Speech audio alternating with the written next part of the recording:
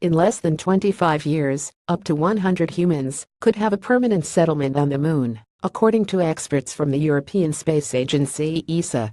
Not only would we have 3D-printed buildings on the dusty lunar surface, but we could use melted ice for water and harvest crops in lunar soil.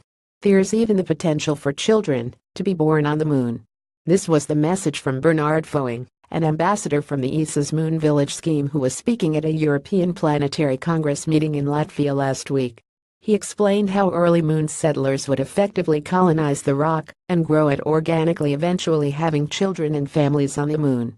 This handout artist impression released by the European Space Agency (ESA) on September 22, 2017 shows a multi-dome lunar base being constructed based on the 3D printing image AFP, starting out with 6 or 10 pioneers in 2030, made up of scientists, technicians and engineers. It could initially grow to 100 by 2040, he reckoned.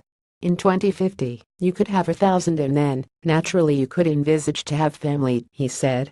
The idea was also raised of having a permanent lunar colony replace the orbiting International Space Station ISS, which is due to be decommissioned in 2024. However, sending people and equipment up to the moon is much riskier and more expensive than just putting people into orbit. Experts believe that, in order to succeed, government agencies like the ESA and NASA will have to team up with private companies like SpaceX and Blue Origin. Image AFP. What's more, politicians aren't interested in the idea of funding a lunar colony.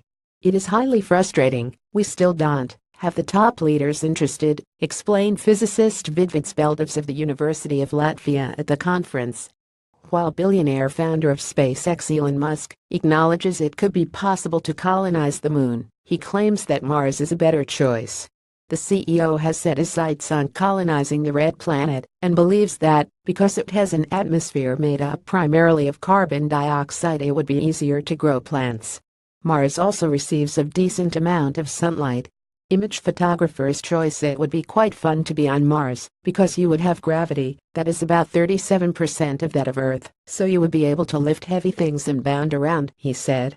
As well as bringing the price down, any future colony would need to find volunteers willing to go.